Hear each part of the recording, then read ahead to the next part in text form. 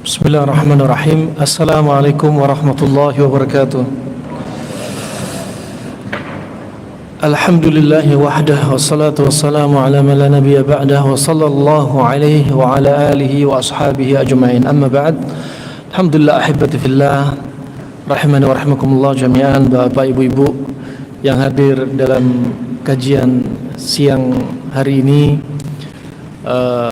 dalam pertemuan yang sangat indah dengan cuaca yang masya Allah, ya, nikmat min Allah, dikasih kabar gembira dengan angin yang datang berembus, dan sebentar lagi akan Allah turunkan rahmah melalui hujannya ini di tempat yang merupakan rumah dari rumah-rumah Allah Subhanahu wa taala. Ya Allah, jadikan keberkahan padanya.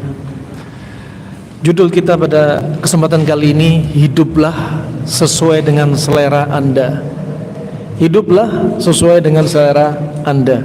Kita akan ulas hidup sesuai selera Anda terkait dengan iman, terkait juga dengan tak lepas identik dengan kesehatan. Fa subhanallah rahman wa rahimakumullah jami'an. Antara iman juga dunia kesehatan tak bisa dilepaskan. Bahkan kata Imam Syafi'i rahimahullahu ta'ala, beliau telah berwasiat, la taskunanna fil bilad alladhi laysa fihi alim yuftik an dinik wa laysa fihi tabib yunbi'uka an maradhi jasadik. Janganlah Anda tinggal di satu negeri yang di situ nggak ada seorang alim pun yang berfatwa tentang agama Anda, dan nggak ada seorang tabib pun yang mengkabarkan tentang kondisi tubuh Anda. Ini penting. Hidup sesuai selera Anda di dunia perlu dilihat. Pertama, dilihat dari sisi iman, sebagaimana hadis riwayat Imam Bukhari dari Abu Mas'ud radhiyallahu an Al-Ansari Al-Badri radhiyallahu an, dia telah mendengar Rasulullah sallallahu alaihi wasallam telah bersabda, "Inna mimma adrakan nas min kalamin nubuwatil ula idza lam tastahi fasna' ma syi'ta." Kata sallallahu alaihi wasallam dalam sabdanya ini, sesungguhnya pertama kali yang didapati pada manusia, yang didapati oleh manusia dari kalamnya, kalam nubuwah yang pertama adalah, kalau Anda tidak malu, berbuatlah sesuai selera Anda. Silahkan berbuat selera Anda kalau Anda nggak malu. Silahkan berbuat dengan syahwat Anda kalau Anda nggak malu. Silahkan langgar agama ini sesuai nafsu Anda kalau Anda nggak malu. Nah, terkait dengan kesehatan Anda, silahkan makan yang Anda makan, ya. Makanan bikin sakit, nggak bikin sakit juga silahkan, sesuai selera Anda. Anda nggak peduli pantangan pada penyakit Anda diterjang, ya silahkan. Yang nanggung akibatnya ya Anda sendiri. Dari perbuatan dosa, nggak malu dengan perbuatan dosa, yang nanggung dosanya dia sendiri. Akibat dosa rezeki dia berkurang. Akibat dosa Allah berikan penyakit pada diri dia. Akibat dosa Allah jadikan nanti di alam kubur siksaan bagi diri dia. Allah jadikan maksiat dia makhluk yang buruk rupa, yang baunya busuk menemani diri dia. Dan karena perbuatan dosa Allah persulit dia di padang mahsyar. Allah jadikan keringat dia bisa menenggelamkan diri dia. Allah jadikan dia sulit untuk melewati siratal mustaqim, yang mana jembatan ini, jembatan sirat ini, adaqqu minasya'r, dia lebih lembut daripada rambut, wa ahaddu minas saif, dan lebih tajam daripada pedang, yang di kiri kanannya ada kalalib, ada besi-besi yang melengkung, yang menyambar-nyambar, yang gak ada yang menerangi diri dia. Ketika maksiat dia semakin banyak, cahaya yang menerangi hanya sangat cahaya kecil. Beda dengan orang yang amalan kebaikannya banyak, maka amalan kebaikan dia, ya, amalan kebaikan dia menyinari diri dia layaknya bulan purnama. Rahman wa rahimakumullah jami'an. dia jalan merangkak. Adapun orang yang amalan kebaikannya banyak, seperti kedipan mata sampai dari padang mahsyar ke surga. Subhanallah. Demikian, kembali kepada pilihan kita. Idza lam tastahi fasna' ma syi'ta. Kalau enggak malu, ya sudah, silakan lakukan apa yang Anda inginkan sesuai dengan selera Anda. Sebenarnya hadis ini bukanlah perintah untuk mengizinkan seseorang untuk berbuat maksiat, tetapi justru di sini apa? Menjelekkan atau satu perbuatan yang buruk tatkala dia terjatuh dalam perkara ini. Kalimat ini ada padanya zajar, peringatan sebenarnya. Kalau nggak malu, ya sudah, silahkan lakukan. Ya, mau berbuat zina, silahkan lakukan kalau nggak malu. Mau mencuri, silahkan kalau nggak malu. Mau bohong, silahkan kalau nggak malu. Mau makan uang haram, silahkan kalau nggak malu. Mau melakukan homoseks, silahkan kalau nggak malu. Mau berbuat syirik, nggak malu sama Allah, ya silahkan. Wa ini rahmin wa rahmakumullah jami'an. Hadis ini sebenarnya adalah hadis yang merupakan salah satu hadis yang mengajarkan kepada manusia tentang usulul akhlak, pondasi bagaimana berakhlak mulia. Yang mana Nabi SAW diutus, innama bu'itsu liutammima makarimal akhlak. Sesungguhnya aku diutus untuk menyempurnakan akhlak yang mulia. Ya, kalau nggak malu ya sudah, lakukan. Nggak mau diajari dengan akhlak yang mulia, sudah, nggak usah jadi manusia yang nggak mau diatur, silahkan. Nggak suka pakai dalil, silahkan. Nggak mau diatur, silahkan. Demikian. Kalau seandainya agama ini manusia nggak diatur dengan agama ini, niscaya mereka akan hidup seperti apa? Bahaim, seperti binatang.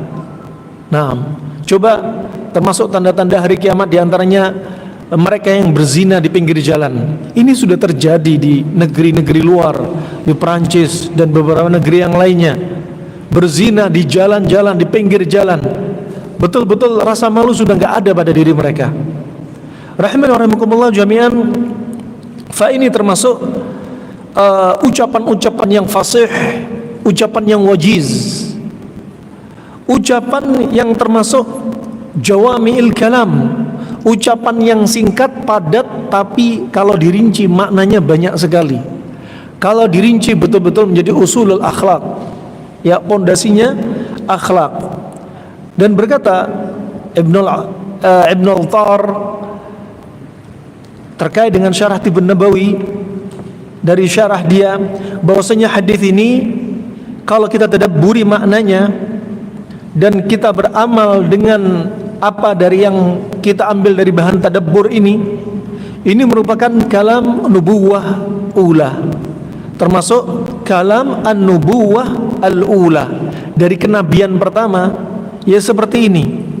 Ya, jadi orang-orang hikmah di masa silam dari lisannya para nabi yang terdahulu, dari sebelumnya Nabi Muhammad SAW, para nabi, ya, para nabi mereka diantaranya mengajarkan yang satu ini, yaitu apa? Rasa malu. Ya, Nabi Isa mengajarkan rasa malu. Ajaran Nabi Isa nggak ada yang mengizinkan untuk berbuat zina. Nggak ada ceritanya, ya, Nabi Isa, ya, orang disuruh berbuat zina, kemudian Nabi Isa menggugurkan dosa mereka. Kan enak banget nanti, ditebus dengan uang. Nah, Nabi Musa juga demikian. Ini sudah fitrah, zina itu perbuatan yang dilarang. Ya, orang-orang yang taat selain dari agama Islam saja, mereka tahu bahwasanya zina itu nggak boleh sebenarnya. Apalagi yang benar-benar dari kalam nubuwah, para nabi-nabi yang sebelumnya, memang mereka diantaranya nih, yang pertama rasa malu, dan malu itu sebagian dari iman. Al-haya la ya'ti illa bil khair. Malu tidaklah datang kecuali padanya kebaikan. Ya, malu tidaklah datang kecuali ada pada malu itu kebaikan. Kecuali dua hal nih. Ya, malu untuk menerima al-haq atau malu untuk menuntut ilmu. Ini nggak boleh. Ketika diri kita bodoh, diri kita jahil, nggak boleh ada kata malu untuk menuntut ilmu. Nah, nggak boleh malu untuk menuntut ilmu. Nah, juga demikian al-isti'jal minasyaitan, terburu-buru termasuk sifatnya syaitan. Tapi ini penting, buru-buru untuk cepat nikah bagi para jomblo penting. Nah, nggak semua buru-buru itu tercela. Ada terburu-buru yang terpuji. Ya, terburu-buru karena Allah Subhanahu wa taala. Takut fitnah, takut zina, ya cepat buruan nikah. Nah, fa ini rahmanakumullah jami'an, kalau sudah nikah tapi masih saja ya fitnah menyelimuti diri dia, ya apalagi dia laki-laki yang subhanallah nggak dilayani sama istrinya, bisa jadi hukumnya wajib, hukumnya cari ranjang yang lain. Oh, ini penting rahmanakumullah, sesuatu itu berubah sesuai dengan kondisinya, bisa menjadi haram, bisa menjadi makruh, nah bisa menjadi wajib sesuai dengan kondisi masing-masing. Dan hadis ini, ya, hadis yang disebutkan Nabi SAW, sebagaimana disebutkan oleh Ibnu Rajab, ini memberikan isyarat, sebagaimana dalam Fathul Bari, memberikan isyarat bahwasanya ini kata-kata malu ini, terkait malu yang disebutkan Nabi, itu sudah ada akarnya dari para nabi-nabi yang sebelumnya, sebelum Nabi Muhammad SAW. Dan antara manusia, umat yang di masa Nabi pada waktu itu sampai seterusnya turun-temurun, kata-kata malu ini terus ngikuti zaman dan terus selalu ada. Malu itu selalu ada. Dan syariat ini itu terkait dengan malu, ya, karena sebagian syariat itu ada yang mansukh, ada yang mansukh, yang terhapus, ya. Tetapi ini termasuk yang sepakat para nabi itu ada semua tentang terkait malu ini. Ini nggak dihapus. Tentang malu ini tidaklah dihapus, bahkan termasuk sunnahnya para nabi, yaitu malu. Nah, dan tidak dihapus sampai syariatnya Nabi Muhammad SAW masih tersisa. Nah, dan dia termasuk bagian dari iman, bagian dari iman dan sangat cocok dengan akalnya manusia.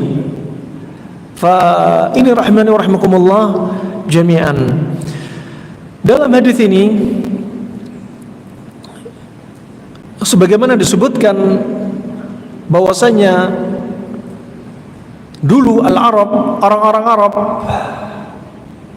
pada masa jahiliyah sebelum diutusnya Nabi SAW, orang-orang Arab itu juga pemalu. Menunjukkan sebelum Nabi diutus, di masa jahiliyah, malu ini selalu ada, terus dari Nabi ke Nabi berikutnya tersisa. Dan ketika Nabi SAW diutus sebagai Nabi sekaligus sebagai seorang Rasul, Nabi SAW nubbi'a bil iqra wa ursila bil muddathir. Nabi itu dijadikan sebagai Nabi ketika turunnya surat Al-Alaq, ya, Iqra bismi rabbikal ladzi khalaq. Saat itu dia jadi nabi. Ketika pulang ke rumah istrinya Khadijah, kemudian dia berkata kepada Khadijah, zammiluni zammiluni addathiruni dathiruni, selimuti aku wahai Khadijah. Kemudian turunlah firman Allah, ya ayyuhal muddathir qum fa'anzir, wahai orang yang berselimut, bangunlah dan ingatkanlah manusia. Saat itu Nabi dijadikan sebagai seorang Rasul. Jadi Nabi gak lama kemudian langsung jadi seorang Rasul. Dan malu ini tetap ada. Sebelum Nabi diutus jadi Nabi dan Rasul, malu sudah ada, ya. Di kalangan orang Arab masa jahiliyah, malu sudah ada. Sebagaimana datang bahwasanya Abu Sufyan sebelum dia masuk Islam, Abu Sufyan waktu itu menghadap Heraklius, dan waktu itu Abu Sufyan ditanya oleh Heraklius, ya, sebagaimana dalam hadis Nabi SAW yang dikeluarkan oleh Imam Al-Bukhari tentang ciri-ciri Nabi Muhammad. Ditanya bagaimana ciri-cirinya Nabi Muhammad, Nabi yang diutus di kalangan kaum Quraisy, yang muncul dari kaum Quraisy. Kemudian dikatakan laulal haya min ay yu'athiru ala kadhiban lakadzabtu alaih. Ya, disebutkan ciri-cirinya Nabi SAW seperti apa. Kalau orang sudah masuk Islam, jarang sekali mereka yang murtad. Dan para pengikut Nabi rata-rata orang miskin. Terus disebutin, kemudian ujung-ujungnya Abu Sufyan mengatakan, ya, seandainya bukan karena rasa malu, ya, seandainya bukan karena rasa malu, niscaya aku akan berdusta ketika ditanya Heraklius. Tapi karena apa? Abu Sufyan di masa jahiliyah sebelum masuk Islamnya, dia punya rasa malu, dia jujur bagaimana Nabi Muhammad SAW. Nah, padahal waktu itu Abu Sufyan jadi musuhnya Nabi SAW, tapi dia jujur menyebutkan bagaimana aslinya Nabi Muhammad SAW. Wa ini rahmana rahmakumullah jami'an. Di antara faedah-faedah dalam hadis ini, ya, jika seseorang meninggalkan rasa malu, maka akan sirna kebaikan dari diri dia. Jika dia tinggalkan rasa malu, kebaikan akan sirna. Nah, yang kedua adalah malu itu semuanya adalah baik. Malu adalah merupakan kebaikan. Yang ketiga, malu itu adalah asal akhlak yang mulia. Karena dari syariat para nabi-nabi sebelumnya sampai Nabi Muhammad SAW, ya, masuk bagian syariat yang enggak dihapus. Yang keempat, bahwasanya malu itu bagian dari iman dan menunjukkan husnul Islam, baiknya Islamnya seseorang itu malu. Ya, baiknya Islamnya seseorang itu malu. Kemudian yang kelima, bahwasanya malu itu menyebabkan seseorang jauh dari masalah-masalah dunia, jauh dari keributan-keributan dunia dan siksaan akhirat. Yang keenam, bahwasanya malu itu adalah termasuk sifat mulianya seseorang dan akhlak yang baik yang muncul dalam diri dia. Yang ketujuh, bahwasanya malu itu merupakan sifat dari sifat-sifat para nabi dan para sahabat radhiyallahu anhum ajma'in wa tabi'in, mereka malu. Nah, dan yang kedelapan, bahwasanya malu itu adalah termasuk salah satu orang jenis manusia yang akan dicintai Allah dan akan dicintai manusia. Nah, yang kesembilan, bahwasanya malu termasuk akhlak mulia. Bahkan orang-orang jahiliyah di masa silam, walaupun mereka di atas kegelapan, kebodohan, mereka juga punya rasa malu yang merupakan itu adalah termasuk akhlak warisan atau warisan nabi-nabi yang sebelumnya. Wa ini rahmana rahimakumullah jami'an. Ya, maka jangan hilangkan rasa malu kita. Nah, dan dia bagian dari iman, bagian dari iman. Sebaliknya, kalau seseorang enggak punya rasa malu, berarti iman dia sedang mengalami penurunan. Al-iman yazid wa yanqus. Yazidu bit ta'ah wa yanqusu bil ma'siyah. Al-iman itu bisa bertambah, bisa berkurang. Bertambah karena ketaatan kepada Allah, berkurang karena kemaksiatan kepada Allah Subhanahu wa taala. Tatkala kita enggak punya rasa malu, ketahuilah saat itu iman kita sedang merosot. Ya. Subhanallah, berbuat maksiat di hadapan manusia terang-terangan, ketahuilah dia sedang enggak punya rasa malu atau rasa malunya tipis. Nah, atau berbuat maksiat, pamer, tambah di sharing, diceritain kemana-mana. Ini maksiat dan dosa kecil akan ada saatnya berubah menjadi dosa besar. Tatkala kapan? Dosa kecil dientengin. Tatkala kapan? Tatkala dosa kecil dipamerin, sehingga menyebabkan orang yang lain ikut berbuat dosa. Nah, dan tatkala dosa kecil dilakukan berulang-ulang akan berubah menjadi dosa besar. Ini warning bagi kita. Kalau sudah malu kita tipis. Nah, kalau sudah malu kita tipis, subhanallah, tinggal tunggu apa? Kebaikan-kebaikan akan menjauh dari diri kita.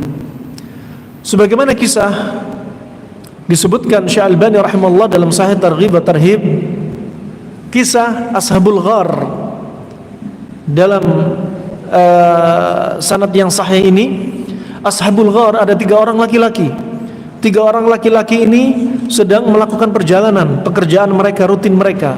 Satu saat mendung datang dan hujan begitu derasnya, akhirnya mereka lari cari tempat berteduh. Nggak ada tempat berteduh kecuali goa. Ya, bayangin di Arab, ya, di daerah padang pasir, nggak nemu teduhan pohon, nemunya goa. Ketika masuk dalam goa, Allah takdirkan pintu goa tertutup batu besar yang betul-betul menutup sempurna. Langsung di dalam goa apa? Mereka dalam kegelapan, nggak ada cahaya, nggak ada udara. Gimana perasaan Anda kalau Anda mengalami seperti ini? Mau pakai HP sudah nggak ada sinyal. Mau ketok-ketok goa, siapa yang mau dengerin? Batu diketok-ketok, siapa yang mau dengerin? Nah, saat itu salah satu dari mereka berkata, ya, tidak akan ada yang bisa menyelamatkan kita kecuali Allah Subhanahu wa taala. Ini kisah sebelum zaman Nabi. Nggak akan ada yang bisa menyelamatkan kita kecuali Allah Subhanahu wa taala. Ayo masing-masing kita bertawasul kepada Allah Subhanahu wa taala. Yang diandalkan sudah tawasul. Kalau sudah kepepet kayak gini, nggak ingat sama namanya wali kuburan.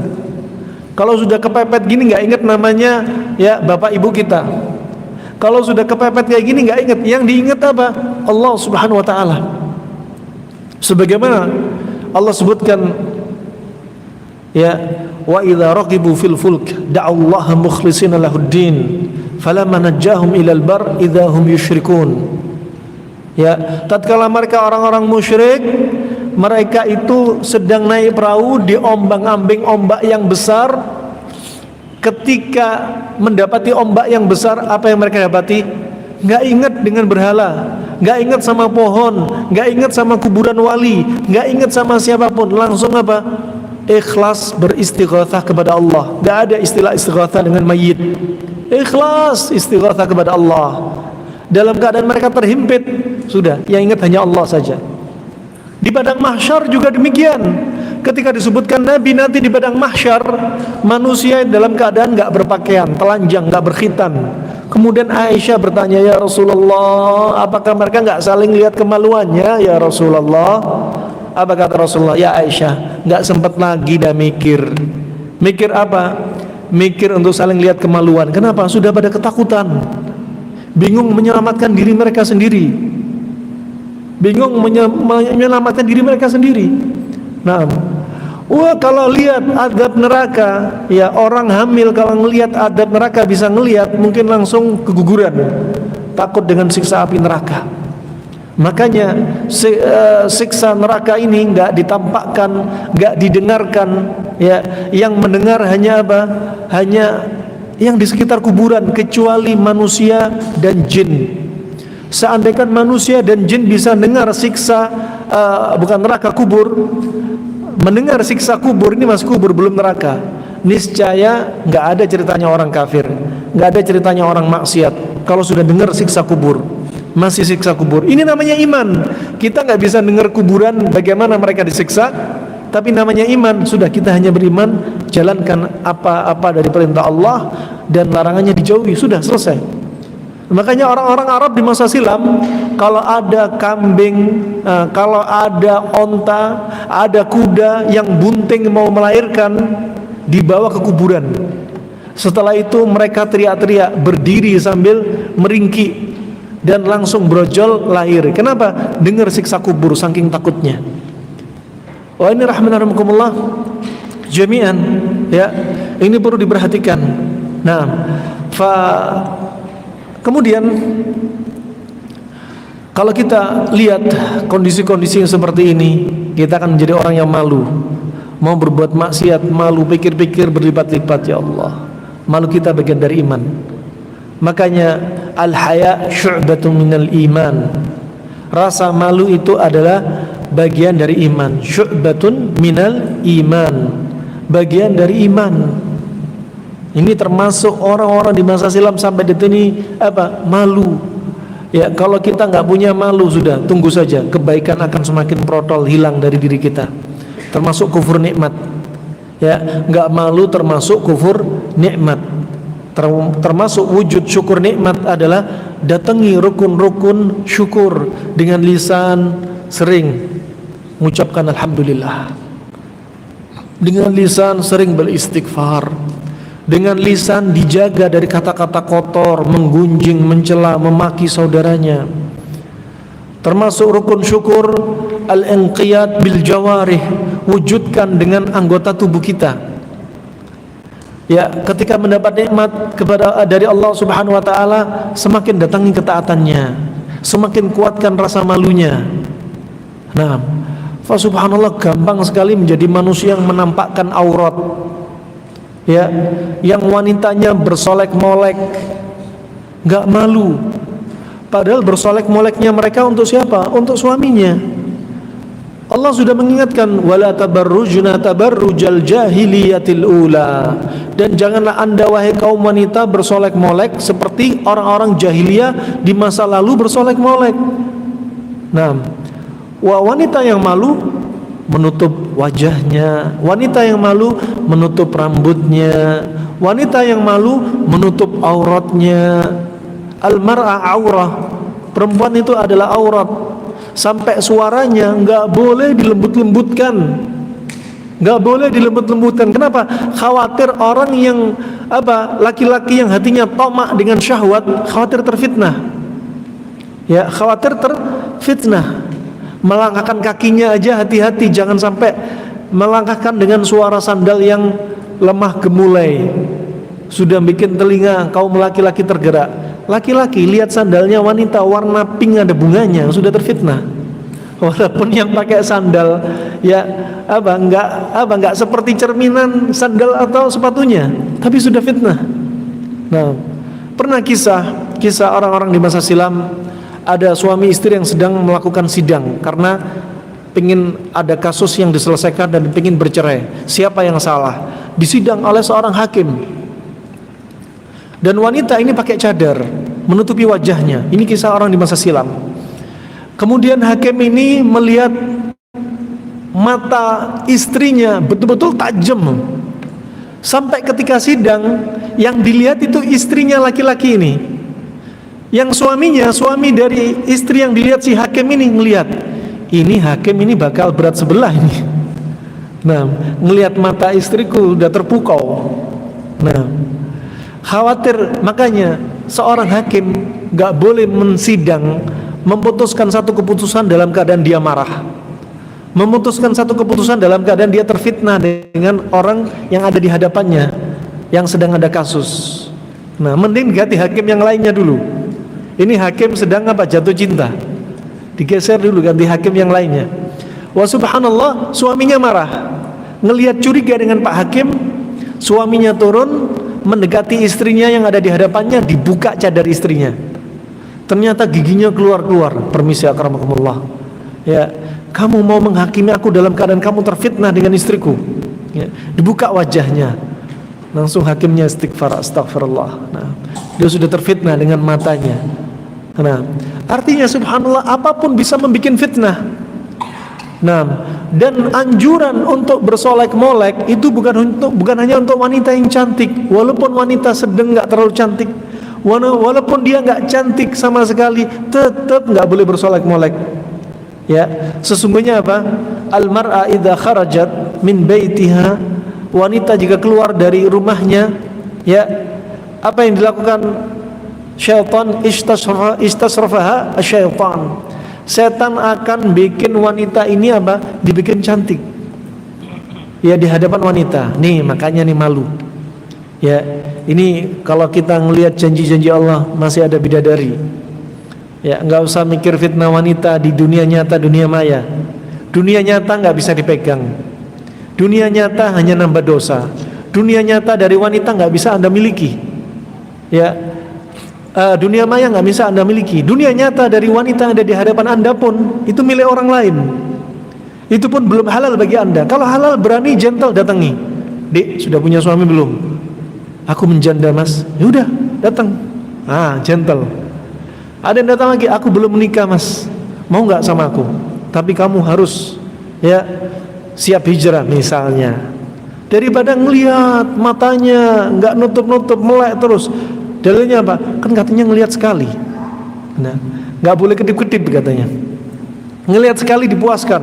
Ngelihat terus, wanita terus. Imannya kuat, malu langsung dipalingkan. Langsung dipalingkan. Semakin kuat dia memalingkan pandangan mata dia, semakin cepat. Saat itu malu dia semakin kuat, dan saat itu iman dia semakin kuat. Semakin dia bisa menundukkan pandangan, semakin malunya semakin kuat, rasa lezat dari iman dia semakin meningkat. Cinta berbanding lurus dengan lezat. Semakin Anda cinta dengan iman Anda, semakin lezat iman yang Anda rasakan. Tatkala kita bermudah-mudahan untuk melihat sesuatu yang haram, ketahuilah saat itu kita sudah punya racun dalam hati kita. Wa ini rahimakumullah jami'an, ish ma syi'it, hidup terserah Anda. Silahkan, hiduplah terserah Anda. Fa subhanallah, hidup terserah Anda. Coba dalam urusan pakaian saja, sebagaimana hadis yang disahkan Syekh Albani rahimallahu taala, ketika waktu itu Umar bin Khattab pernah ditanya oleh Rasulullah, "Ya Umar, ini pakaian yang baru dicuci atau memang pakaian-pakaian baru dibeli?" Kemudian disebutkan ini pakaian baru. Kemudian kata Rasulullah sallallahu alaihi wasallam, "Ilbas jadidan wa ish hamidan wa mut syahidan." Ini termasuk doa kalau melihat orang yang berpakaian baru. Ilbas jadidan, berpakaianlah dengan pakaian yang baru. Wa ish hamidan, dan hiduplah dengan hidup yang terpuji. Wa mut syahidan, dan matilah, meninggallah, wafatlah dalam keadaan syahid. Masya Allah, ajib. Biar apa? Nggak kena fitnah dunia juga. Fa subhanallah rahimakumullah jami'an. Termasuk sebagaimana diriwayatkan Al-Hakim dalam Mustadraknya dari Sahal bin Sa'ad radhiyallahu an, sebagaimana disebutkan dalam riwayat Al-Hakim juga Al-Mundhiri dalam At-Targhib wa Tarhib, juga Tabrani dalam Al-Awsatnya dengan sanad yang hasan, disahihkan oleh Syekh Albani rahimallahu taala, bahwasanya waktu itu Jibril alaihissalam mendatangi Rasulullah sallallahu alaihi wasallam. Kemudian Jibril berkata kepada Nabi sallallahu alaihi wasallam, "Ya Muhammad, wahai Muhammad, ish ma syi'it fa innaka mayyitun." Wahai Muhammad, hiduplah kamu sesuai dengan kehendak kamu, dan sesungguhnya kamu akan mati. Wa ahbib man syi'it fa innaka mufaraqah. Dan kata beliau, dan cintailah orang-orang yang kau kehendaki, sesungguhnya engkau akan berpisah. Sesungguhnya engkau akan berpisah. Wa'mal ma syi'it fa innaka majziyun bih. Dan beramallah kamu sesuai dengan kehendak kamu, karena sesungguhnya kamu akan diberi balasan dan ganjaran. Wa'lam anna syarafal mu'min qiyamahu bil lail. Dan ketahuilah bahwasanya keutamaan, kemuliaan seorang mukmin adalah qiyamuhu bil lail, adalah dengan dia melakukan atau menegakkan sholat malam. Ketahuilah bahwasanya seorang mukmin yang mulia, ciri-ciri seorang mukmin yang mulia, yang betul-betul sholat malamnya dia betul-betul memberikan athar, nampak dari kemuliaan diri dia, dari akhlak dia, dari rasa malunya dia, nampak.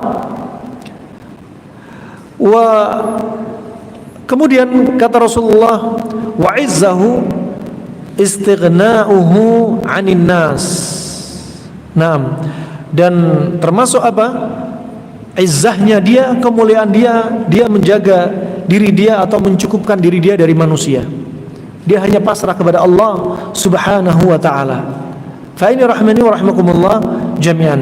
Hadis ini termasuk wasiat yang agung, wasiat yang sangat indah, yang bermanfaat. Yang wasiat ini dari malaikat yang mulia, Jibril alaihissalam. Dan sudah disebutkan oleh malaikat Jibril yang pertama, ish ma syi'at, hiduplah anda sesuai dengan kehendak anda, selera anda. Selama umur kita, selama kita diberi umur oleh Allah Subhanahu wa taala dengan kehidupan ini, sungguhnya kematian itu akan datang. Akan ada saatnya datang. Makanya Allah berfirman, kullu nafsin dha'iqatul maut. Setiap jiwa ya pasti akan merasakan yang namanya maut, pasti akan merasa. Anda mau kabur kemana, maut akan datang. Sebagaimana dari hadis Jabir bin Abdullah riwayat Abi Daud, Lau anna ibnu Adam haraba min rizkihi kama annahu haraba min mautih, la adraka rizkahu kama annahu adraka mautah. Seandainya ada anak Adam lari dari rizkinya Allah, dia nggak mau dari rizkinya Allah, dia nggak mau menolak rizkinya Allah, sebagaimana dia lari dari kematian. Niscaya rizkinya Allah tetap akan mengejar dia, sebagaimana kematian akan mengejar dia. Ya Allah, ajib. Ini termasuk ada padanya pelajaran tawakal. Ya, Anda saja nggak mau rizki tetap mengejar Anda. Subhanallah. Wah, subhanallah, demikian rizki banyak. Tidak di antaranya apa? Rizki berupa harta, kesehatan, ya, istri, ya, dan lain sebagainya dari rizki-rizki yang Anda rasakan. Jangan diidentikan rizki itu harta terus. Banyak orang mendapat harta, rizki berupa harta, tapi nggak diberikan rizki berupa kesehatan. Subhanallah. Dan rizki itu bisa halal, bisa haram. Wah, dia kerja dari makanan uang haram, uangnya banyak, ya, mobilnya banyak, rumahnya banyak, tapi uangnya haram. Subhanallah, ya, ketika usia di atas 50 tahun, Allah jadikan dia punya masalah gagal ginjal, gagal jantung, stroke. Subhanallah, nggak dikasih rizki berupa kesehatan. Ya, rizki haram dia tadi, ya, jadi apa? Justru jadi penyakit bagi diri dia. Makanya, ya, ishma syi'id, terserah Anda mau hidup kayak apa, silahkan. Hidup sesuai selera Anda. Mau makan haram, ya, silahkan. Mau makan sembarangan bikin Anda sakit, ya silahkan juga. Nah, fa ini rahimahumullah jami'an. Kemudian Allah Subhanahu wa taala juga berfirman, innaka mayyitun wa innahum mayyitun thumma innakum yawmal qiyamati inda rabbikum takhtasimun. Sesungguhnya engkau wahai Muhammad akan menjadi mayit, dan mereka itu akan mati juga. Kemudian pada hari kiamat di sisi Rabb kalian akan apa? Ada khisam, ada perdebatan. Ada orang yang masuk neraka, ya, debat sama temennya, gara-gara kamu ini bikin aku masuk neraka. Kemudian yang setan, nih gara-gara kamu setan menyebabkan diriku masuk neraka. Nah, penyesalan hanya di belakang.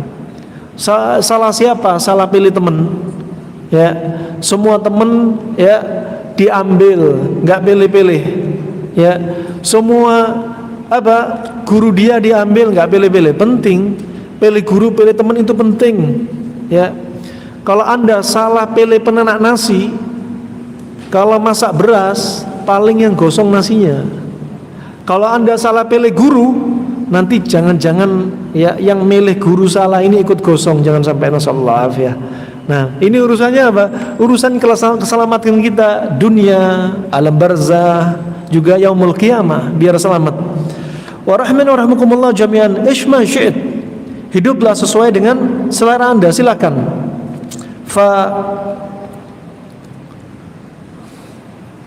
Kemudian rahmanakumullah, isma syi'it fa innaka mayyit, hiduplah sesuai selera Anda, sesungguhnya Anda akan mati.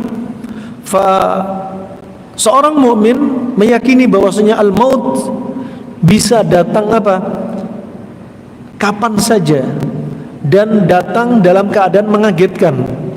Lagi enak-enak tidur, tiba-tiba Allah berikan bencana, musibah, yang meninggal massal.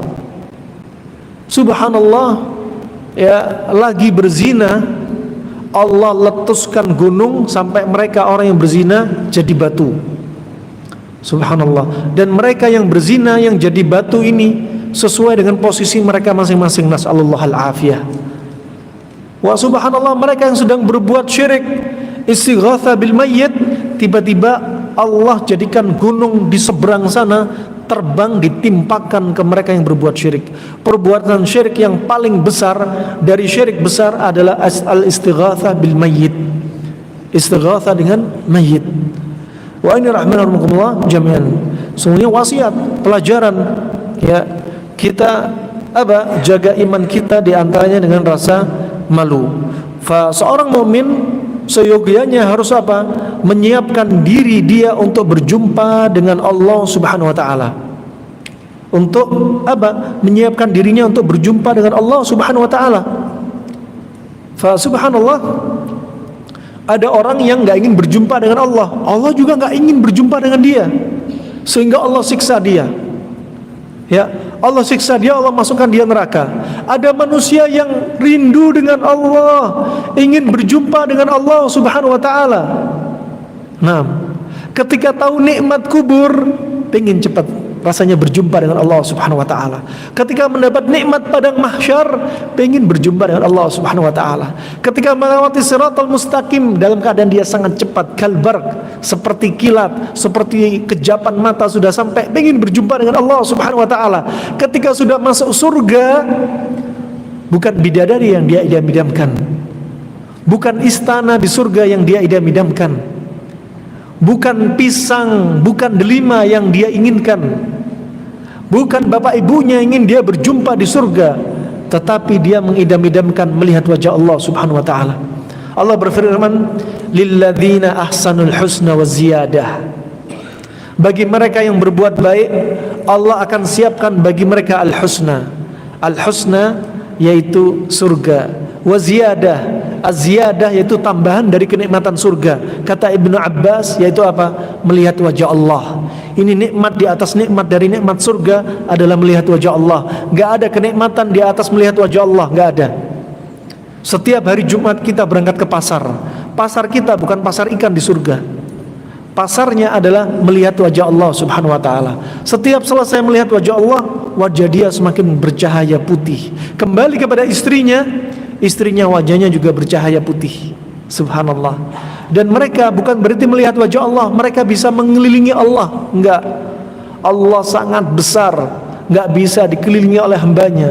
Mereka hanya bisa melihat wajah Allah Subhanahu wa taala. Fa ini rahmani wa rahmukumullah jami'an, isma syi'it, hiduplah sesuai dengan selera Anda. Mau pilih melihat wajah Allah atau enggak? Nah, mau pilih masuk surga atau enggak? Jangan sampai jadi manusia yang doanya pelin-pelan. Ya Allah, aku menginginkan surgamu ya Allah, tapi aku enggak pantas ya Allah. Ya Allah, aku juga takut nerakamu, aku gak ingin masuk neraka ya Allah. Pengen surga merasa gak pantas, ada neraka pilihan kedua juga gak mau. Terus gimana? Gelandotan di tengah. Ini rahmatullah. Kalau berdoa, ya, idza sa'alta, kata Rasulullah, kalau Anda minta, fas'alil firdaus al-a'la. Kalau Anda minta, mintalah langsung ke surga firdaus yang tinggi. Ya, mintanya jangan nanggung-nanggung, masuk surga nggak pantas. Ya Allah, aku mau surga paling rendah saja ya Allah. Jangan, langsung minta yang paling atas, surga firdaus yang paling atas. Nah, surga firdaus, atapnya arsy Allah Subhanahu wa taala. Subhanallah. Ini rahman wa rahmakumullah jami'an. Kalau minta jangan nanggung-nanggung, langsung minta yang tinggi. Nah, orang-orang yang masuk surga, di surga paling rendah, testimoni dia apa? Ya Allah, gak ada lagi orang yang mendapatkan nikmat lebih nikmat seperti nikmat yang kurasakan di surga ini. Padahal dia paling rendah, belum lagi yang atas. Subhanallah. Ini rahman wa rahmakumullah jami'an. Hendaknya kita siapkan diri kita. Allah Subhanahu wa taala berfirman, "Man kana yarju liqa Allah, man kana yarju liqa Allahi fa inna ajalallahi la'atin wa huwas sami'ul alim." Nah, barang siapa yang mengidam-idamkan, yang mengharapkan perjumpaan dengan Allah Subhanahu wa taala, sesungguhnya ajal atau kesempatan dari Allah Subhanahu wa taala akan datang, dan dia Allah Subhanahu wa taala adalah As-Sami' Al-Alim. Makanya berharap, banyak berdoa. Dan rasa harap itu ada 3 syarat. Rasa harap itu ada 3 syarat. Syarat yang pertama, ya, mahabbatan mimma tarju. Anda mencintai apa yang Anda harapkan. Apa yang Anda harapkan? Berjumpa dengan Allah, mendapatkan surganya. Cintai ini. Yang kedua, khaufan min fauti amma tarju. Anda takut apa yang Anda harapkan sirna dari diri Anda, khawatir gak dikabulin. Jadi rasa cinta, rasa takut perlu dihadirin. Yang ketiga, al-ittikhad bil asbab mimma tarju. Yang ketiga adalah Anda ngambil sebab-sebab yang kira-kira apa yang Anda harapkan bisa dikabulin oleh Allah Subhanahu wa taala. Ngambil sebab di antaranya apa? Jauhi maksiat, kuatkan rasa malu, ya, dan lakukan ibadah dengan ikhlas. Ambil sebab-sebab ini rahimahumullah jami'an. Fa ini rahimahumullah jami'an. Fa kemudian wa ahbib man syi'it fa innaka wa ahbib man syi'it fa innaka mufaraqah. Ya, fa innaka mufaraqahu. Kemudian apa? Cintailah orang yang Anda cintai sesuai selera Anda. Kenapa? Karena Anda akan ada saatnya berpisah. Ini diantaranya apa? Kalau Anda mencintai seseorang juga apa? Cinta yang Anda inginkan adalah cinta yang apa? Karena Allah Subhanahu wa taala. Jangan cinta karena dunia, tapi cinta karena Allah Subhanahu wa taala. Kalau cinta dibangun karena Allah, ya, cinta itu lebih kekal. Tapi kalau cinta karena dunia, misalkan saya cinta dengan Mario misalkan. Kenapa? Karena Mario ini misalkan orang berada misalkan. Kalau satu saat, ya, dia nggak seperti apa yang Anda dasari cintai, sirna, ya sirna cinta tersebut. Misalkan saya cinta, misalkan Om Rahmat, misalkan Om Rahmat ini cakep, gagah, cinta hanya karena fisik. Kalau saatnya dia tua, ya, akhirnya nggak cinta lagi. Nah, maka kalau cinta karena Allah Subhanahu wa taala akan semakin kekal. Ya, al-akhillau yauma idzin ba'dhum li ba'dhin adu illal siapa? Kecuali siapa? Pada hari nanti orang-orang teman-teman akrab itu apa? Akan jadi musuh. Teman-teman akrab akan jadi musuh. Anda Masya Allah saking akrabnya tidur bareng, safar bareng, makan bareng, sampai sebagian teman-teman kita dapati, ya, persahabatan dia dengan teman akrabnya itu mengalahkan apa? Dia dengan istrinya, ya, mengalahkan dia dengan istrinya. Nah, kalau sama teman akrabnya nggak pernah tengkar, sama istrinya tengkar terus. Sama teman-teman akrabnya loyal, semua dikasihin. Sama istrinya minta suatu, nih untuk kamu dikit aja. Nah, biar kamu nggak jadi istri hubbud dunia. Nah, subhanallah rahmatullah. Ini teman akrab di dunia bisa jadi musuh nanti di yaumul qiyamah. Kalau pertemanan mereka nggak didasarkan atas ketaatan kepada Allah Subhanahu wa taala. Makanya apa? Allah sudah ingatkan, al-akhillau yauma idzin ba'dhum li ba'dhin aduwwun illal muttaqin. Kecuali orang-orang yang bertakwa. Persahabatannya karena apa? Dibangun di atas ketakwaan kepada Allah Subhanahu wa taala. Wa ini rahmanakumullah jami'an. Anda kalau mencintai seseorang, silakan sesuai pilih selera Anda. Ya, nggak ada yang ngatur diri Anda. Silahkan. Kalau Anda nggak malu pilih teman-teman para pezina, silahkan. Kalau Anda nggak malu pilih teman-teman yang masih pakai baju mini-mini, silahkan dari perempuan. Kalau Anda nggak malu, silahkan berteman dengan teman-teman yang suka dengan sesama jenis, silahkan bareng sama mereka.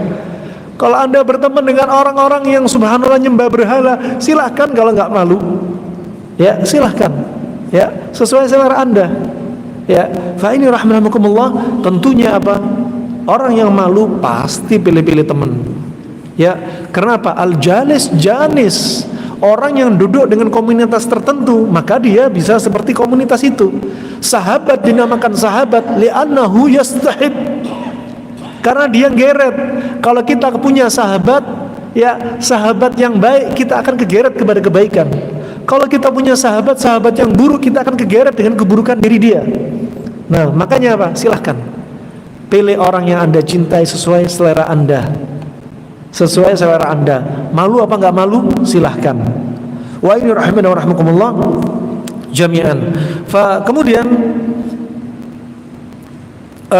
yang berikutnya, Nabi menyampaikan, disampaikan wasiat dari malaikat Jibril, wa'amal ma syi'id fa innaka majziyun bih. Ya. Dan beramallah Anda sesuai dengan selera Anda. Karena apa? Amalan Anda pasti akan dibalas. Amalan Anda pasti akan dibalas. Makanya Allah berfirman dalam surat Az-Zalzalah ayat ke-7 sampai 8, ya, faman ya'mal mithqala dzarratin khairan yarah wa man ya'mal mithqala dzarratin syarran yarah. Wah, ini rahmatullah jami'an, cukup sebagai wasiat Allah dan Rasulnya. Barang siapa yang beramal mithqala dzarrah, yang timbangan beratnya itu seperti dzarrah. Dzarrah itu apa? Hah? Biji sawi. Dzarrah itu apa? Hah? Sering antum lihat dzarrah diartikan biji sawi dalam buku-buku terjemah. Ini salah. Makanya kalau kita kembali ke Arab, bahasa Arab itu apa? Kembali kepada mereka. Para sahabat juga demikian. Kalau ingin melihat bahasanya hadis, sebagian mereka nggak tahu dengan hadis Nabi SAW apa maknanya ini, mereka kembali ke kaum Badu. Orang Badu asalnya tahu Arab, bahasa Arab detil. Fadzarrah itu sebenarnya adalah semut, seberat semut, bukan biji sawi. Dan biji sawi nggak sama dengan semut. Nah, atau biji atom, bukan biji sawi. Biji apa? Seperti beratnya semut maksudnya, bukan biji sawi wala biji atom. Tapi apa? Semut. Ini kalau kita kembali kepada bahasa Arab asal, yang dimaukan seperti demikian. Barang siapa yang berbuat amalan kebaikan seberat timbangan semut, ya, nanti kebaikan dia bisa dia lihat hasilnya, bisa dia lihat balasannya. Dan barang siapa yang beramal dengan amalan keburukan, yang keburukan tersebut juga seberat semut, ya, niscaya dia akan bisa melihat nanti balasan dari keburukan dia. Subhanallah. Ini rahmani wa rahmakumullah jami'an, ya. Maka hati-hati, jangan sampai entengin dosa. Orang yang imannya sedang lemah di antara barometernya, ya, sebagaimana hadis Ibnu Mas'ud radhiyallahu an, juga hadis Nabi SAW langsung, athar dari Ibnu Mas'ud juga hadis Nabi SAW. Sungguhnya orang mukmin yang imannya lagi kuat, kalau melihat dosa kecil seperti apa? Kal jabal sayaqa'u alaih, seperti gunung besar akan menimpa kepala dia. Kalau dia mau berbuat dosa kecil, dia mikir seolah dosa besar akan menimpa diri dia. Tapi kalau imannya sedang lemah, seperti apa? Dia anggap seperti apa? Kadzubab yaqa'u fi anfih atau yamurru fi anfih, seperti hanya seekor lalat hinggap di hidungnya, sebentar lagi juga pergi. Ini kalau imannya lagi lemah, dosa kecil dianggap hanya seperti lalat hinggap di hidungnya, bentar lagi dia pergi. Nah, nasallahu afiyah. Wah, orang mukmin yang imannya lagi kuat nih mikir, dosa kecil aja takut, apalagi dosa besar. Ya, apalagi ya dosa yang paling besarnya dari kesyirikan. Ini rahimakumullah jami'an. Wah, kemudian Nabi juga berwasiat. Wasiat yang berikutnya, wa'lam anna syarafal mu'min ya qiyamul lail. Anna syarafal mu'min qiyamul lail. Ketahuilah bahwasannya mulianya seorang mukmin itu dengan sholat malam. Sholat malam ternyata bikin Anda mulia. Tentunya dengan syarat sholat malamnya juga khusyuk, bukan banyak-banyakan rakaat tapi enggak khusyuk. Ya, sebagaimana Allah sebutkan, inna salata tanha 'anil fahsya'i wal munkar. Sesungguhnya salat itu mencegah dari perbuatan keji dan mungkar. Kalau banyak salat malam, banyak salat rawatib, banyak salat 5 waktu tepat pada waktunya, tapi dia banyak berbuat maksiat, mata masih jelalatan, tangan masih dolimin saudaranya, tangan masih menggerakkan gadgetnya untuk melihat apa yang haram dari gadgetnya, kaki menjauhkan langkahnya dari masjid ketika adzan berkumandang, ya, telinganya masih suka sekali dengan ghibah dan namimah dia dengarkan, ketahuilah bisa jadi sholatnya perlu dievaluasi. Nah, demikian dengan sholat malam, semakin dia banyak sholat malam, disebutkan oleh Abdullah bin Umar, dia sebutkan awal pertama kalinya kita tahu diri kita imannya sedang turun, kita tahu kebaikan pada diri kita sedang turun. Awal yang pertama kali kita ketahui 2 hal, yaitu apa? Sholat malamnya dan puasanya. Kalau sholat malamnya mulai ngedrop, menunjukkan kita ini lagi semangat ibadahnya lagi drop juga. Puasanya ngedrop, ketahuilah ini kita lagi ngedrop. Kenapa? Karena 2 hal ini yang berat. Sholat malam dan puasa dijaga, itu berat. Kalau dua-duanya ngedrop, ini ciri-ciri kita ini sedang ngedrop. Perlu saatnya kita kasih nutrisi hati kita ini. Perlu penyemangat, penjebar semangat perlu. Nah, fa ini rahimakumullah jami'an. Bahkan Nabi telah berwasiat dalam satu hadis yang disahkan Syekh Al-Albani rahimallahu taala, alaikum biqiyamil lail. Hendaknya Anda sering melakukan salat malam. Fa innahu min da'bis salihina qablakum. Karena salat malam adalah kebiasaan orang-orang saleh yang sebelum Anda, mereka rutinkan. Ya. Wa qurbatun ilallah, dan salat malam itu adalah wujud pendekatan diri kita kepada Allah. Wa minhatun 'anil itsmi, wa minhatun 'anil itsmi, dan dengan salat malam itu ternyata bisa mencegah diri kita untuk gampang-gampang berbuat dosa. Wa takfirun lisayyiati, dalam riwayat wa takfiratun lidzunubi, dan untuk menghapuskan dosa-dosa kita. Tuh, salat malam menghapuskan dosa, mencegah kita dari maksiat, pendekatan diri kita kepada Allah, dan kita mengamalkan sebagaimana orang-orang soleh sebelum kita beramal. Ditambah satu lafaz, ya, adapun dalam riwayat An-Nasa'i dan Tirmidzi disebutkan Syekh Albani tambahan lafaz ini lemah. Ya, dari hadis ya Salman dan Bilal bin Rabah disebutkan pada riwayat dari kedua sahabat ini ada perawi kadzab, wadha, perawi yang suka memalsukan hadis dan pendusta. Nah, tambahan apa? Dan salat malam itu adalah obat bagi penyakit tubuh. Ya, adapun dalam riwayat As-Suyuti, ya, muhaqqiq dalam kitabnya Suyuti At-Tibbun Nabawi mensahihkan tambahan riwayat ini. Wallahu alam bissawab. Ya, berarti diantaranya seandainya sanadnya sahih, ya, apa yang berikutnya manfaat salat malam untuk mengobati penyakit dalam tubuh kita. Nah, fa ini rahimani wa rahimakumullah jami'an. Wah, ini wasiat yang sangat indah dari malaikat Jibril, ya, alaihissalam, untuk apa? Untuk Nabi Muhammad sallallahu alaihi wasallam. Subhanallah. Ajib rahimakumullah, indahnya Islam. Ya, indahnya Islam. Demikian, ya, terkait dengan urusan dunia, Anda juga demikian. Mau sehat, mau sakit, ya pilihan Anda. Silahkan. Ya, mau makan sembarangan, ya silahkan. Mau menjerumuskan diri pada penyakit, ya silahkan. Mau makan pantangan dari penyakit Anda, ya silahkan. Ajal di sisi Allah ya, tapi Anda punya andil sebab. Di antara sebab-sebab apa? Dengan sakit yang parah gara-gara makanan yang dimakan, ya, maka itu juga merupakan sebab. Ini yang perlu diperhatikan rahimakumullah jami'an. Cukup apa yang kami sampaikan. Mungkin ada beberapa pertanyaan, dipersilahkan. Barakallahu fikum.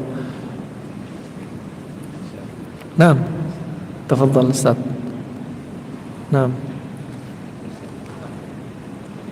Tadi Ustaz jelaskan tapi katanya terpotong bahwa ada 3 orang masuk dalam 3 orang Ustaz. Oh iya, hadisnya lagi belum. Nah, betul. Nah, itu kaitannya dengan yang topik yang betul. Tadi mau jelasin sampai mana tadi? Lupa. Jadi kisah Ashabul Ghar, jazakallahu khair Ustaz. Kisah Ashabul Ghar, 3 orang nih terkait dengan apa? Rasa malu, juga ikhlasnya amalan mereka. Jadi waktu itu 3 orang ini ketika terjebak dalam goa gelap, gak ada cahaya, mereka katakan gak ada yang menolong kita kecuali Allah Subhanahu Wa Taala. Ya, dan saat itu mereka mengatakan, kalau gitu ayo kita bertawasul, sebutkan masing-masing amalan kebaikan kalian, bertawasul dengan amalan kebaikan. Karena tawasul itu ada tawasul syar'i, ada tawasul syirki. Di antaranya 3 ini, bertawasul dengan amalan soleh, tentunya amalan soleh, amalan yang ikhlas dan mutaba'ah sesuai dengan Nabi ajarkan. Kemudian bertawasul dengan asmaul husna, walillahil asmaul husna fad'uuhu biha. Dan Allah itu punya asmaul husna, berdoalah dengan asmaul husna. Kemudian yang ketiga, bertawasul dengan doa orang-orang soleh, tapi orang soleh yang masih hidup, bukan sudah di dalam kuburan. Ya, ini rahmani wa rahmakumullah jami'an. Di antaranya tawasul orang yang pertama, salah satu dari 3 orang ini bertawasul. Dia cerita, berdoa, ya Allah, dulu saya punya anak paman yang sangat cantik ya Allah. Anak paman saya ini ya Allah, bapaknya ini sakit parah dan dia menginginkan duit untuk berobat bapaknya. Padahal istilahnya laki-laki ini punya Pak D-nya sakit padahal. Ya. Kemudian apa kata si laki-laki ini? Aku mau ngasih uang untuk bapakmu berobat, tapi dengan syarat kamu berzina denganku. Nah, wanita ini nggak mau, malu karena Allah. Kemudian balik kedua kalinya minta lagi, sama. Jawabannya, aku mau ngasih uang untuk Pak D-ku, untuk bapak kamu, dengan syarat kamu mau berzina denganku. Ketiga kalinya balik lagi karena kepepet, bapaknya sakit parah betul. Akhirnya kata wanita ini, baiklah kalau begitu. Kemudian disebutkan dalam hadis ini, ya, subhanallah, laki-laki ini sebagaimana disebutkan dalam syarahnya, sampai pahanya laki-laki ini sudah di atas pahanya wanita, sudah mau melakukan perzinahannya. Kemudian wanita ini tetap mulutnya bergemim untuk mengatakan, kamu gak malu dengan Allah? Satu kata. Makanya antum untuk menegakkan amar ma'ruf wa nahyu anil munkar, jangan malu-malu, gak boleh ada malu-malu. Nahyi anil ma'ruf, al-amr bil ma'ruf wa nahyu anil munkar, jangan malu-malu. Ini al-haqq, ya. Lisan jangan sampai diem, ya, tangan diem, ya, akhirnya hanya amar ma'ruf dengan hati, al-amr bil ma'ruf wa nahy anil munkar dengan hati. Ini apa? Selama-lama iman. Apalagi kalau seolah-olah dia buta mata, seolah-olah dia nggak pengen tahu. Padahal dari Abu Bakar As-Siddiq radhiyallahu an, Nabi SAW bersabda, ma min qaumin ya'malu fihim al-ma'asi wa yastati'una yughayyiru wa lam yughayyiru illa yushiku ayya'amuhumullahu min bil iqam. Barang siapa melihat satu kemaksiatan dan satu kaum ini padahal bisa mencegah maksiat tersebut, kemungkaran tersebut, tapi diem, meninggalkan al-amr bil ma'ruf wa nahyu anil munkar, kecuali apa? Allah akan ratakan mereka dengan siksaan. Seperti kalau ada musibah, gempa bumi, bisa jadi karena apa? Diemnya kita. Melihat saudaranya yang sebelumnya muslim kemudian murtad, diem. Melihat komunitas LGBT lebih dari 1000 orang, diem. Melihat ya wanita mut'ah, diem. Melihat mereka berjudi di situ, diem.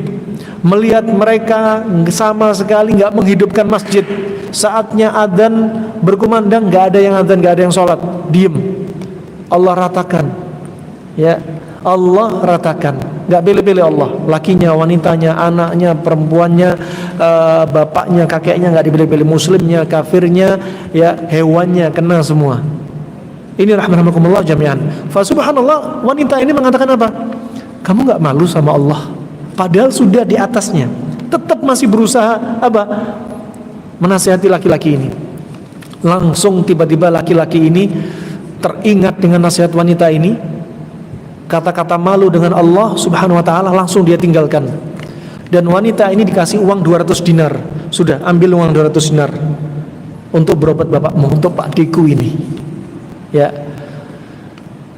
kalau saat ini 1 dinar itu, kalau saat ini kita uangkan, kita jadikan emas, sekitar 1 dinarnya itu 4 gram emas.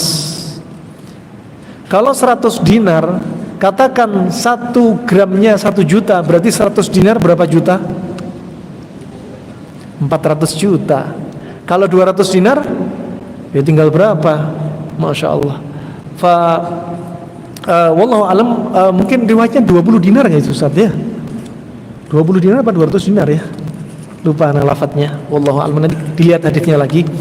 Alhasil di sini disebutkan oleh Syekh Sulaiman Ar-Ruhaili, di sini menunjukkan kalau Anda selepas berbuat maksiat, Anda infak sedekah, dan itu kebiasaan orang-orang saleh. Selepas berbuat maksiat, infak sedekah. Biar apa? Infak sedekah ini menghapuskan dosa kita. Nah, kemudian ya Allah, aku tinggalkan perbuatan zina ini ya Allah, karenamu ya Allah, maka bukakan pintu goa ini ya Allah. Bergeserlah pintu goa, tapi nggak bisa keluar. Yang satu lagi bertawasul juga, ya Allah, dulu aku termasuk orang yang birrul walidain ya Allah.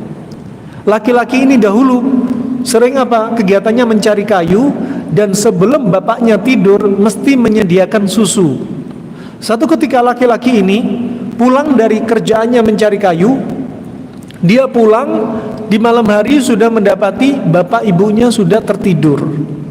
Akhirnya susu yang dia dapatkan, susu yang dia bikinkan siapkan untuk bapak ibunya, dia sambil berdiri berpegang, megangin susu, berdiri terus menerus, nggak duduk, nggak berbaring. Kenapa? Khawatir susu ini direbut sama anak-anak dia. Khawatir susu ini diminum anak-anaknya sebelum bapak ibunya minum. Ya Allah, ajibnya birrul walidain dia. Sampai anaknya nangis.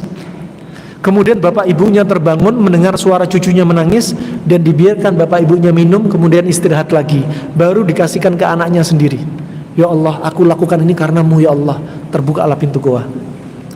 Dan yang ketiga, masih belum cukup untuk mereka keluar. Yang ketiga, laki-laki ini bertawasul, ya Allah, aku dulu punya kuli ya Allah, punya anak buah ya Allah, yang mereka bekerja kepadaku. Satu saat aku punya anak buah yang dia kerjanya sregep, ya. Dan satu saat dia melihat, disebutkan dalam syarahnya, Syekh Sulaiman Ar-Ruhaili menyebutkan, laki-laki ini betul-betul sregep dibanding yang lainnya. Waktu itu betul-betul sregep dengan harapan apa? Upahnya lebih banyak, ya. Tetapi upahnya ternyata disamakan sama tuannya, dan yang bertawasul dia adalah tuannya. Karena disamakan, dia ngambek, aku nggak mau ambil gajiku, aku pulang saja. Ngambek. Dan subhanallah, setelah beberapa tahun kemudian, ya, laki-laki ini kembali lagi kepada tuannya. Aku menginginkan uangku yang dulu, yang aku nggak ambil. Kemudian kata tuannya, kalau kamu ingin uang kamu, lihat di lapangan sana, di padang yang luas sana, kamu lihat sapi, lihat kambing, lihat onta, itu semua harta kamu. Kemudian kata kuli ini, ya, kamu jangan menghina diriku mentang-mentang aku miskin. Bukan, ketika kamu nggak mau ambil harta kamu, gaji kamu, aku belikan hewan sedikit demi sedikit, aku uangkan, aku ternakkan, sampai yang kamu lihat dari sapi, kambing dan onta itu semua adalah uang darimu. Silakan ambil semua, itu adalah uangmu. Kemudian laki-laki ini mengambil semua hewan yang ada, yang sudah diternakkan oleh tuannya. Ya Allah, dengan amal ini ya Allah, bukakan pintu gua. Dibuka lebar-lebar dan mereka keluar. Ini diantara tawassul, ya, yang disyariatkan. Nah, barakallahu fikum. Baik, ada pertanyaan? Bismillah, assalamualaikum. Mohon nasihat bagi yang masih susah sholat malam dan puasa sunnah karena seringkali menjadi kurang tidur dan kurang energi saat beraktivitas. Bagaimana jam tidur yang baik dan cukup? Karena saya tahu tidur itu 7-8 jam. Itu tidur patokan kedokteran klasik, kedokteran di zaman sekarang. Ibnu Qayyim menyebutkan Nabi SAW kalau ngantuk gak menahan matanya, langsung tidur. Dan kebiasaan Nabi SAW tidur di awal malam dan bangun untuk sholat malam. Jadi gak harus 7-8 jam juga gak harus. Nah, subhanallah, kalau kita lihat sebagaimana nasihat para ulama, ya, bagaimana trik-trik kiat-kiat Anda bisa bangun sholat malam. Pertama, nasihat dari Ibrahim bin Adham, ulama yang zuhud. Dia pernah ditanya, kenapa saya gak bisa sholat malam? Kata dia, la ta'si bin nahar. La ta'si bin nahar. Janganlah kamu berbuat maksiat di siang hari. Li'annal qiyam syaraf wa syaraful mu'min wa syaraf minallah. Karena sholat malam itu adalah kemuliaan dari Allah bagi seorang mukmin. Wa syaraf la wa syaraf la ya'ti ila al-'asi. Dan kemuliaan itu tidaklah mendatangi orang-orang yang berbuat maksiat di siang harinya. Maka dari itu, biar Anda mendapat kemuliaan dari sholat malam, siang hari jangan berbuat maksiat. Satu. Kemudian usahakan qailulah. Dalam satu hadits yang diperbincangkan antara sahih dan dhaifnya, di antaranya ada yang menghasankan, hasan li ghairih, ya, ista'inu bi qiyamika fil laili, ista'inu bil qailulati li qiyamika fil laili. Ya, ambillah sebab agar Anda bisa menjalankan salat malam, termasuk salat tarawih dan salat tahajud, dengan apa? Qailulah di siang hari. Qailulah di siang hari, Syekh Shalih Al-Fauzan menyebutkan asal hukumnya qailulah, orang-orang salaf di masa silam itu qailulahnya sebelum zuhur. Ya, tapi tidak mengapa setelah zuhur juga termasuk qailulah. Ya, termasuk qailulah. Maka yang asalnya sebelum zuhur, pendapat yang berikutnya setelah zuhur juga masuk qailulah. Kemudian pendapat yang ketiga ada yang mengatakan asalnya sebelum zuhur, kecuali pada hari Jumat setelah sholat Jumat. Jadi jangan qailulah sedang khatib sedang khutbah. Ini bukan qailulah namanya. Nah, latihan jadi telinga yang tuli, nggak dengerin khatib berkhutbah. Nah, agar apa? Malamnya bisa kuat. Kemudian juga nasihat para ulama salaf, ketika melihat seorang laki-laki yang banyak makan, dia katakan, la ta'kul katsir, fatashrab katsir, fatanam katsir. Jangan kamu makan banyak sehingga kamu minum banyak dan jadinya kamu banyak tidur. Nah, juga kemudian yang berikutnya, jangan terlalu capek lelah di siang hari. Kemudian yang berikutnya, berdoalah biar Anda bisa bangun malam. Biar Anda bisa bangun malam. Barakallahu fikum. Juga demikian terkait puasa sunnah, ya, latih aja, paksakan diri Anda, ya, puasa sunnah. Biasakan di rumah itu puasa, suami istri puasa, sehingga apa? Tambah semangat. Kalau Anda sebagai suami dapati anak istri pada malas puasa, Anda sendirian puasa, biasanya kurang semangat. Maka apa? Latih hidup ini untuk apa? Menghidupkan sunnah-sunnah, ya, termasuk puasa Senin Kemis dan lain sebagainya. Taib, ada door prize ini dari tim, Masya Allah. Ada berapa door prize ini? Ada 5. Pertanyaan pertama untuk bapak-bapak. Pertanyaan pertama, coba sebutkan 3 syarat rasa harap yang sudah kami sebutkan tadi. Angkat tangan. Masya Allah, tafadhol. Yang pertama, Masya Allah, mencintai apa yang diharapkan. Takut apa yang diharapkan gak dikabulkan, sirna. Yang ketiga, mengambil sebab ya atas apa yang dia harapkan dikabulkan oleh Allah Subhanahu wa taala. Fadhal. Dapat hadiah buku Latai As karangan pertama kami. Nah, semoga bermanfaat. Barakallahu fikum. Pertanyaan kedua untuk ibu-ibu. Ada mic untuk ibu-ibu enggak? Dua untuk ibu-ibu, Masya Allah. Ibu-ibu dapat pakaian nih dari Russell Fashion. Ya, ini bukan apa, bukan promosi, cuma amanah. Ya, hanya amanah ketika kami safari dakwah. Ya, amanah untuk disampaikan kepada yang bisa jawab. Sama sekali nggak ada unsur bisnis di dalam masjid. Taib.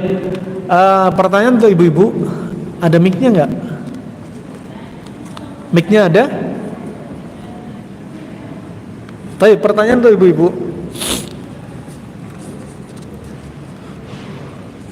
Ada mic-nya? Taib. Kita tunggu mic-nya.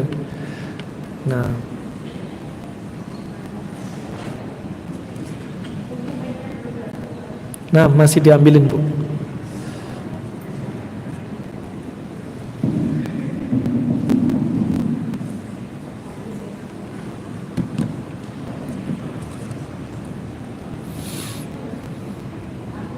Mic-nya, nah udah datang.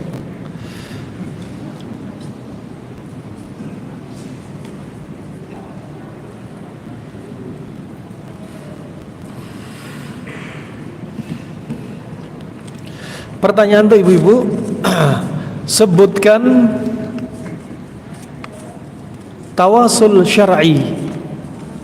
3 tawasul yang diperbolehkan, yang disyariatkan. Nah, langsung dipegang mic-nya, yang mau jawab dipegang mic-nya. Bismillah.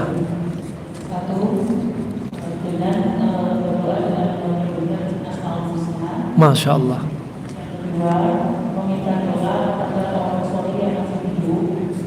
Nah, bertawasul dengan amal soleh ada syaratnya. 2 syarat amalan soleh nanti untuk pertanyaan berikutnya. Ibu-ibu siap nih, dapat nih. Nah, Masya Allah. Taib. Sekarang bapak lagi. Ya, bapak lagi. Ya, bertawasul dengan amal soleh. Amal soleh nggak dikatakan amal soleh kecuali harus memenuhi 2 syarat. Nih, bukan ini. Tunggu dulu. Bapak yang baru ngaji. Nah, kalau sudah ngaji sudah mungkin, Masya Allah. Nah, ada tamu di sini yang datang di luar jamaah masjid, yang pengen datang memang pengen belajar ngaji dari awal. Ada nggak? Nah, udah pada ngaji semua, nggak apa deh. Siapa yang mau jawab tadi? Nah, apa jawabannya? Syaratnya ikhlas dan ittiba. Dari 2 syarat ini, manusia bakal dijadikan 4. Pasti dah. Kalau ada 2, pasti akan jadi 4 nanti. 4 jenis. Coba sebutkan kira-kira apa saja. Anak kasih contoh ya. Syaratnya diterima amalan tadi yang pertama, ya apa? Ikhlas dan mutaba'ah. Taib. Jenis orang yang pertama ini, dia melakukan amalan ikhlas dan mutaba'ah. Pasti diterima apa enggak? Pasti diterima apa enggak? Pasti diterima. Nah, karena ada dalilnya. Nah, kemudian 2, 3, dan 4 itu enggak diterima. Kira-kira siapa saja? Yang pertama, ikhlas dan mutaba'ah. Yang kedua, gampang banget ini. Nah, tapi beliau dapat deh, beliau dapat. Kasih. Ini Ustadz mau jawab, ini gak enak, masa Ustadznya yang jawab. Mangga Ustadz, berarti 2, 3, dan 4 nopo Ustadz? Yang ittiba tapi ndak ikhlas. Yang ketiga, tidak ikhlas tapi ittiba. Yang keempat, nggak dua-duanya. Udah selesai, gampang. Ustadznya dapat buku, Masya Allah, hadiah. Masya Allah. Pertanyaan untuk ibu-ibu. Masya Allah. Semoga bermanfaat Ustadz. Ustadz senior kita ini, Masya Allah. Allah yubarik, Allah yubarik. Nah, pertanyaan untuk ibu-ibu. Tolong sebutkan kiat-kiat biar Anda bisa sholat malam. Ayo langsung pegang mic-nya. Dapat pakaian lagi nih. Ada satu pakaian lagi nih. Yang keras, Bu. Tidak berbuat maksiat di siang hari.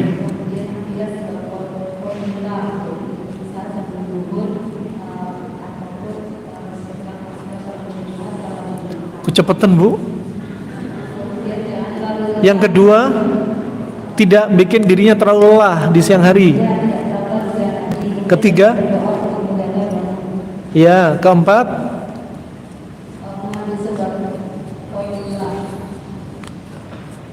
tambah lagi, apa tadi, nggak boleh apa? Jangan terlalu banyak apa? Tidak boleh bermaksiat di siang hari.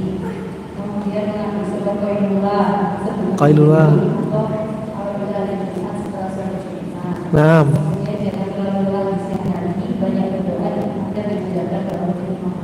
ada lagi yang penting tuh. Jangan banyak makan. Iya, itu dia. Nah, itu paling penting itu. Ya, nah, silakan. Insya Allah cukup ya. Kami sampaikan jazakumullah khair kepada tim-tim donatur ya, teman-teman donatur yang sudah mensupport safari dakwah ini, juga tim kami ya, yang mereka juga nggak kalah pentingnya terkait dengan dakwah ini, juga spesial Mario, jazakallah khair. Nah, dan teman-teman ya dari Surabaya juga jazakumullah khair. Harap dimaklumi jika ada salah ucap dari ana ya, jika ada benarannya dari Allah semata. Juga tak lupa pentingnya terima kasih kami jazakumullah khair kepada DKM, juga Ustadz ya yang membina masjid ini ya, juga teman-teman yang hadir, Bapak Ibu-ibu. Insyaallah kita ikuti di safari berikutnya insyaallah ya, kajian-kajian berikutnya, dan semoga menjadi pembahasan yang menarik, bisa menambah iman kita, khazanah Islamiyah ya, dan juga sebagai perantara penjagaan kesehatan kita sehingga kita bisa istiqomah di atas ketaatannya. Semoga Allah wafatkan kita dalam keadaan husnul khatimah. Semoga Allah jaga kita, Allah amankan kita di negeri kita sendiri. Allah berikan petunjuk sebaik-baik petunjuk kepada para pemimpin kita, dan Allah hancurkan orang-orang yang punya makar di negeri ini. Amin ya rabbal alamin. Wabillahi taufiq wal hidayah. Subhanakallahumma bihamdika asyhadu an la ilaha illa anta astaghfiruka wa atubu ilaik. Wassalamualaikum warahmatullahi wabarakatuh.